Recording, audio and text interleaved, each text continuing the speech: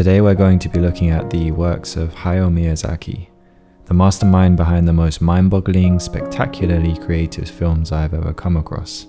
He is a man aware of not only the world around us, but also the world of the unseen, greeting spiritual residents with a pleasant good morning as part of his daily routine. In this video, we're going to see what we can learn from Miyazaki's intriguing visuals and try to capture the essence of his work. But to begin, it only makes sense to follow his process and begin with what is possibly so overlooked when it comes to filmmaking, and that is drawing.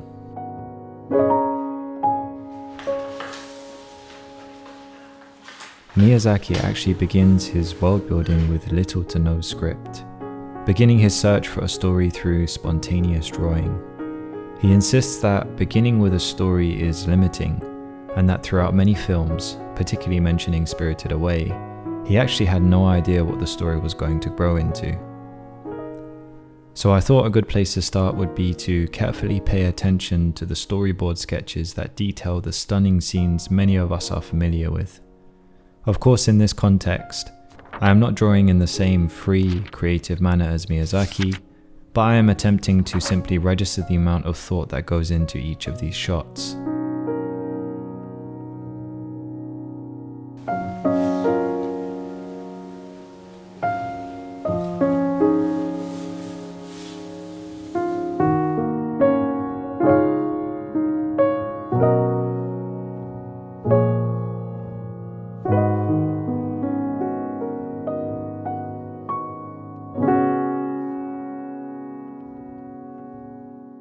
Studying these smaller storyboard drawings truly opens your eyes to just how much work goes into each and every scene of the film.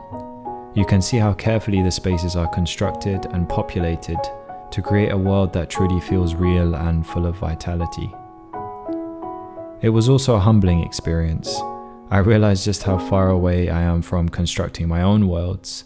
The loose yet painfully accurate marks display how technically skilled Miyazaki and his team are. The two scenes I have chosen to study from belong to Spirited Away and Howl's Moving Castle.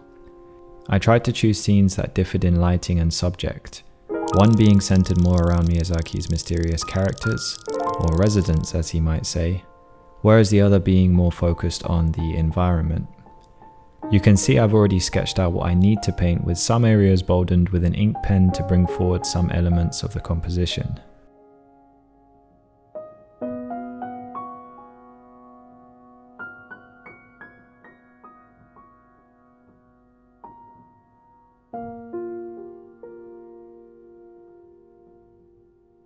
For the first stage, I attempted to block in the main colors and ignore any fine detail. To assist the accuracy of my color mixing, I actually prepared a breakdown of the main colors beforehand. I find when working with multiple colors, it's very easy for my eyes to be fooled, so isolating colors makes things a little easier.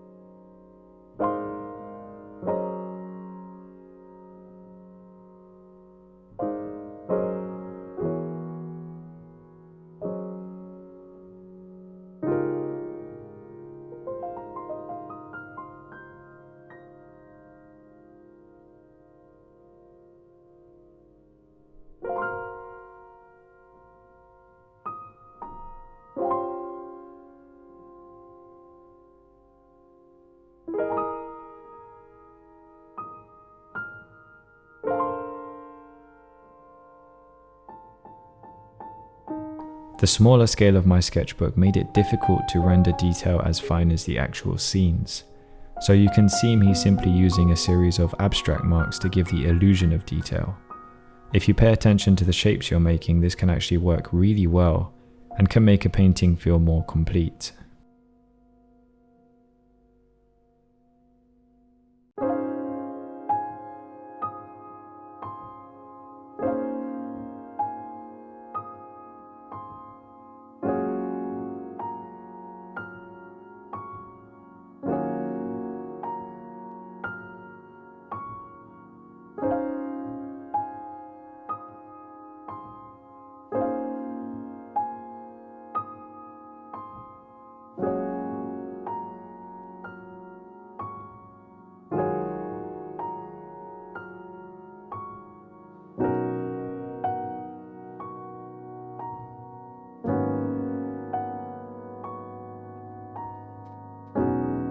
I think the perspective and the fine details within that complex perspective were definitely the most challenging parts of this painting.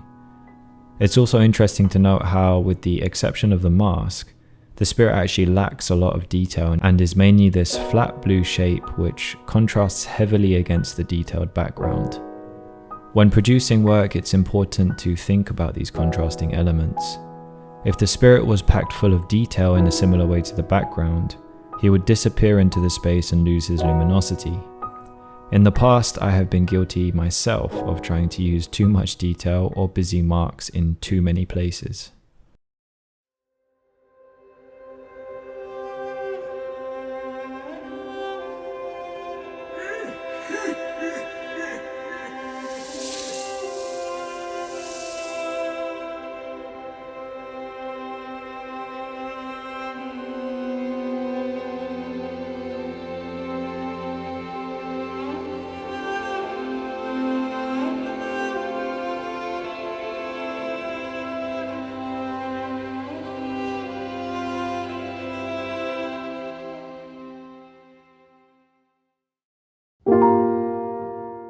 All I can say is that the drawing stage of this piece was far easier than the previous one.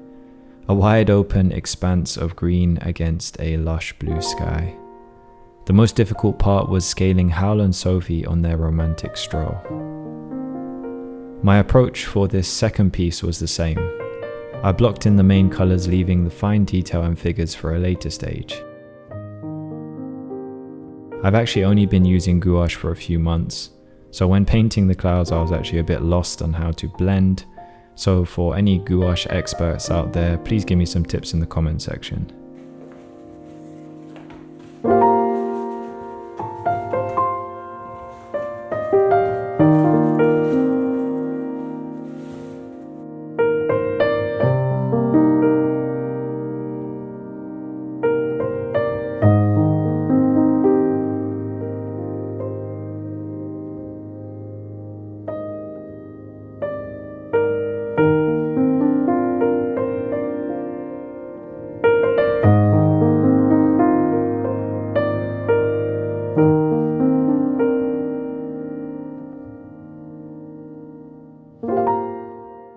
One thing I did ponder on was how I was going to depict the colours under the shade of the clouds.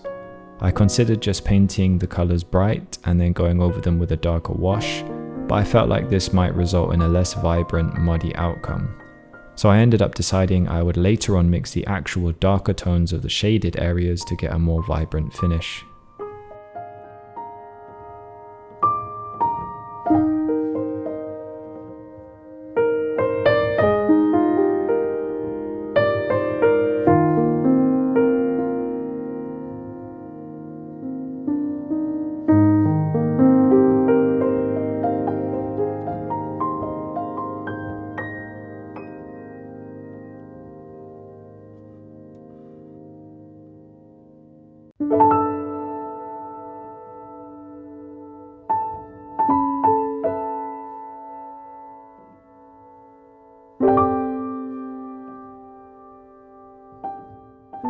Once again, take note of how the characters in this scene contrast against the heavily detailed background. With the exception of the facial details, painting Howl and Sophie was actually a relief. I just had to really pay attention to my colour breakdowns to try and really get that sense of warm, bright light. One thing I have realised is I need a finer rollerball pen. These smaller scale works really need super fine lines when it comes to the outlines of the characters and the details to give that animated look.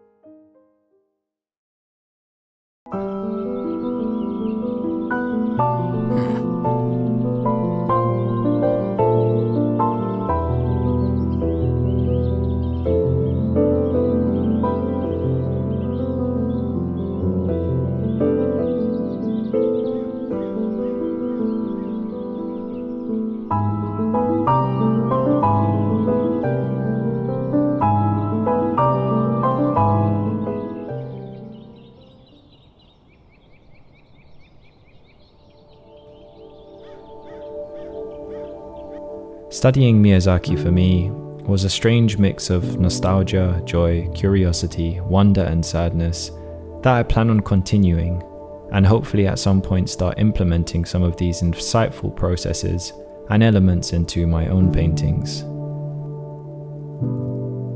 I was going to continue this video and attempt to create my own scene, but I didn't want to drag it out for too long, so do comment below if you'd like to see me attempt to create my own Studio Ghibli style painting. I'd like to thank everyone for watching my content, and please do leave a like if you've enjoyed this video, and here is my awkward goodbye.